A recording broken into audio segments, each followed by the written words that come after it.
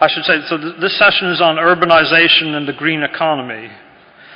But it has a slightly different flavor from some of the others in that it's about urbanization partly as a demographic phenomenon. And if you look back a few days ago, I don't know how many people will have noticed, there were 100 science academies that called out on the world leaders to take action on population and consumption at the Rio +20 summit. I think it was more than 100 came together to emphasize the importance of taking population and consumption together. I'd like to emphasize the importance of urban within that context. Because on the one hand, you have cities being the key sites of consumption, with the bulk of that consumption taking place in cities of the wealthier part of the world or the wealthier groups in the poorer parts of the world. But you also have cities as the key sites for population growth in terms of where people are going to live, with the bulk of net population growth occurring in cities of Asia and Africa. And so to introduce this session, I can't resist giving you 5 numbers. In the next 30 years, people have already said several times, world population is projected to grow from 7 to 9 billion. But the urban population of Africa and Asia is projected to grow from a little over 2 million to a little less over a billion to a little less over 4 billion. So what this means is almost all of the net population growth is actually taking place in urban Africa and Asia. So to the extent that the population challenge is accommodating additional people, that's where a lot of the issues come to bear. And it's difficult to say whether you can really separate population and consumption. But I think it is, if you think about those figures, when people talk about the population growth, that's really population increases in cities, mostly Asia and Africa, mostly on the outskirts, mostly as those cities expand. Now, this doesn't mean that urbanization is to blame for population growth. Urban people tend to have fewer children than rural dwellers. And indeed, the shift in population from rural to urban is probably reducing population growth. And if you look at the draft text, if you look at the draft text of the Rio Declaration, the one that I saw, the one that was put out by The Guardian, I think it's a couple of weeks old, it did have clear references to the challenge of urbanization and urban population growth. And the words, at least to me, don't seem, I would not dispute them. In effect, there's a section on sustainable cities. And what it says is that well-planned, and one of the things it says, is that well-planned and developed cities can contribute to economically productive, socially cohesive, and environmentally sustainable societies, which is a fairly positive thing about urbanization. Then there's a section on health and population, with the statement that through forward-looking planning and urban development strategies, we can seize the opportunities and address the challenges associated with demographic change, including migration. And one of the interesting things, I don't know, for those of you who are familiar with these sort of declarations, is these sections don't have the sort of deletions that a lot of the other sections have. It's as if there's a general consensus. So does this mean that we're all agreed on the importance of taking advantage and of planning for urbanization, this major demographic challenge? Well, I think everything suggests that that's not the case.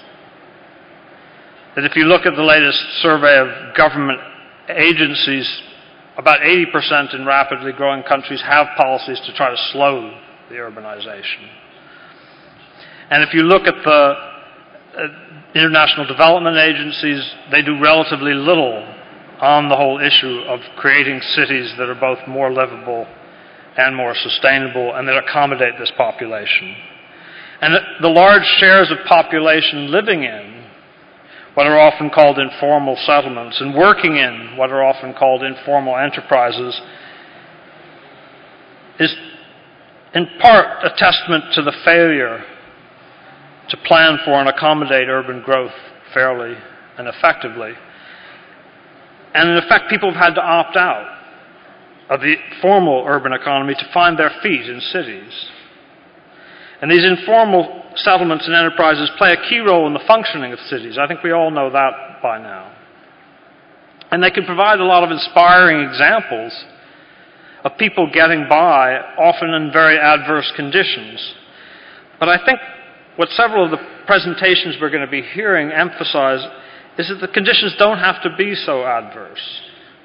And the antagonistic relationship that typically exists between the authorities and the informal settlements and enterprises is not really necessary. Better organized workers within informal economies, better organized residents within informal settlements, more receptive and better organized government agencies could do an enormous amount to turn urbanization into the basis for fair and greener economies. Now, there are obviously political obstacles, and we'll see some of those, but these are not unsurmountable. Bom, vamos lá.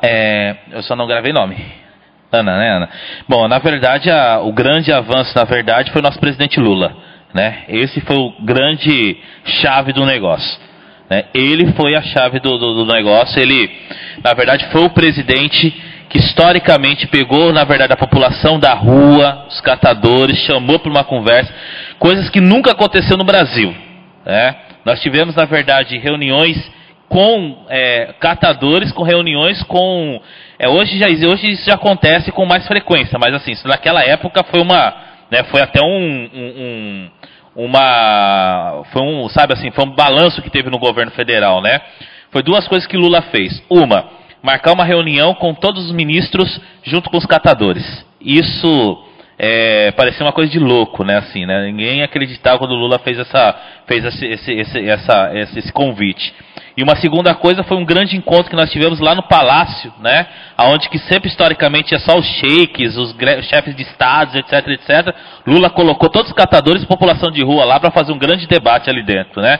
Então esse processo com o governo federal, essa relação, né? Na verdade a gente acabou virando amigo. Lula é um grande amigo do catador. A gente já jogou até bola com ele lá naquela Granja do Torto, já acabou virando amigo mesmo, né? Inclusive aqui no Brasil nós temos todo ano, no final do ano que a Dilma acabou dando continuidade disso, que é o Natal com os catadores e a população em situação de rua.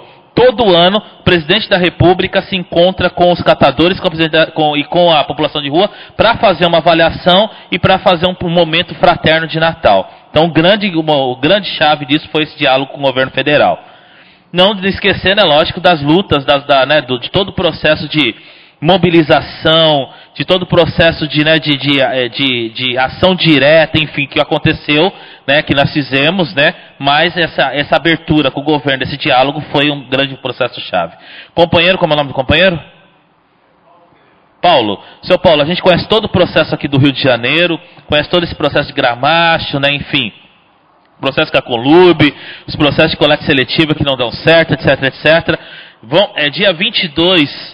na Arena Social, no dia 22, na Arena Social, lá na Rio Mais 20, vai acontecer um anúncio de vários programas, né, do governo federal impactuado com o governo do estado do Rio, para avançar esse processo dos catadores e todo esse enrosco que acontece aqui no Rio de Janeiro, né? Então convido até o senhor para poder ir lá, porque tudo isso que o senhor falou vai estar pautado nesse anúncio que vai acontecer dia 22 na Arena Social, tá bom?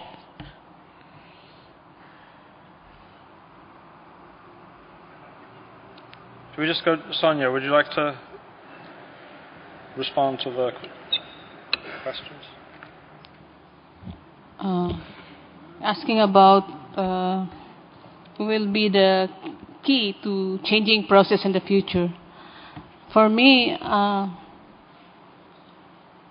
being coming from the community, of course, the answer is the government and us, community people, because it's always, remember, we always put in mind that all those other partners are there. But every time, donors will come and go, NGOs will come and go, but communities, urban poor communities, and the government remains. So I think it's the people, and the government who has to be the prime actor for all these changes in the future.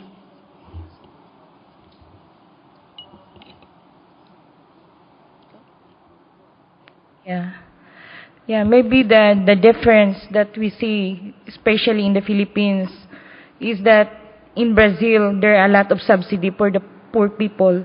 And in the Philippines, we pay everything, that we pay the land, we pay the houses, and we pay the basic services.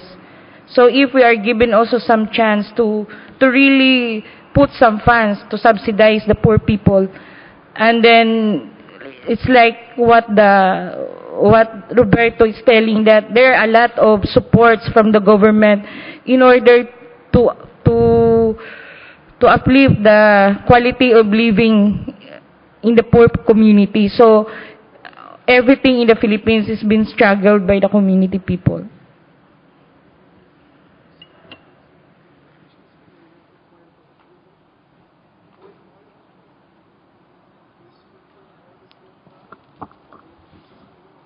I think in trying to address the question that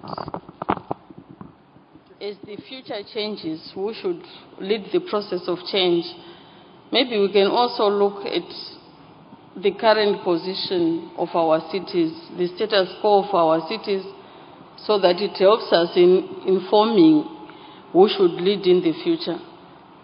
I think the way we perceive cities today is that they are very unequal places, both in terms of the distribution of resources, in terms of the political space. So they are very much divided cities between the rich and the poor.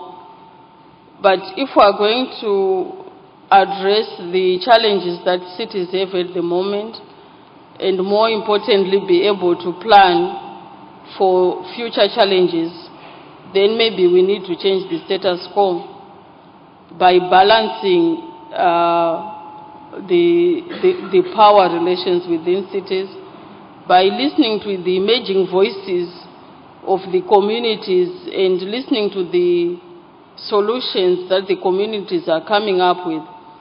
So I think, like my colleague Sonia, there's a lot of room for mutually beneficial partnerships that are equal, where it's not the politicians, it's not the cities that are prescribing policies, that are prescribing regulations and laws for poor communities who are just expected to be receptive of these laws and receptive of these planning designs and planning standards that they have not managed to influence.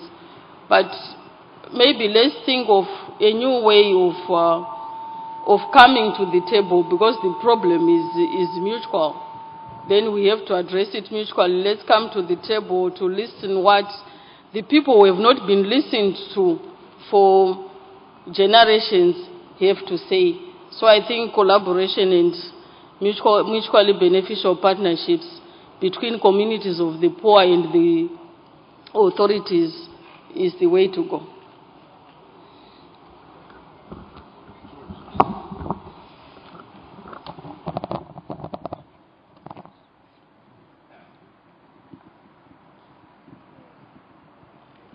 Bom, Ana, de fato, o trabalho todo está orientado para tentar aproveitar as experiências da América Latina e todos os erros para orientar o processo que está por vir. Agora, eu acho que tem um detalhe que a gente não pode esquecer. Sem dúvida, o Brasil avançou muito na legislação, o Estatuto da Cidade, o orçamento participativo, essas coisas todas realmente são muito positivas. Agora, tem um detalhe. Nos últimos 20 anos, de acordo com o censo de 2010, teve um aumento de 50 milhões de pessoas nas áreas urbanas no Brasil em 20 anos. Continua havendo uma obsessão do planejador, do administrador urbano com esse crescimento. Não é mais migração, é crescimento. Então fazem o que podem. Tem um estudo recente, inclusive, que mostra exatamente isso. Os municípios procuram impedir de todas as formas, inclusive utilizando padrões assim absolutamente impossíveis para a população mais pobre de aceitar isso. Então esse é o grande problema que continua, né? Desculpa, eu não entendi bem a pergunta, de repente a gente pode conversar, mas eu acho que o tema seu era realmente como é que a gente pode contribuir para uma sociedade melhor, de alguma forma, né?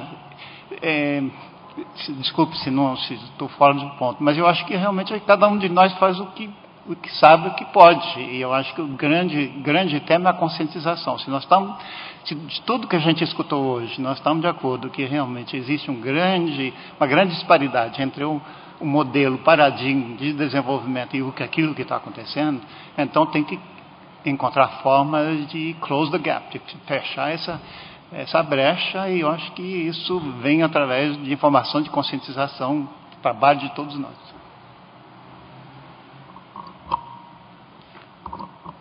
Timing has we've come to the end, and so we really need to round up. I think it's been a fascinating discussion. I don't know that I would want to try to synthesize what's been said. I maybe make a point about what, in a sense, we didn't address very much. We addressed the recycling issue in terms of the green economy, and we addressed issues that relate to relate to environmental problems in and around the home, and we addressed the issue of the rapid growth of urban populations. We didn't really look in depth at a number of the things coming down the road that urban authorities will have to face in terms of problems like adaptation to climate change, a lot of the green initiatives that cities are trying to take. But I think it's interesting if you look at these initiatives that we've looked at here, the extent to which cities that do manage to adapt to climate change will have to take on board a lot of the lessons that have been learned over the recent decades in terms of how to engage with the parts of the cities that have typically been, as people have said here, ignored. I should just mention that there's a number of copies of a report up at the back that George and to some extent I wrote on Brazil's early urban transition and what it can teach urbanizing countries that relates to his presentation. Thank you very much for coming, and can we have a round of applause for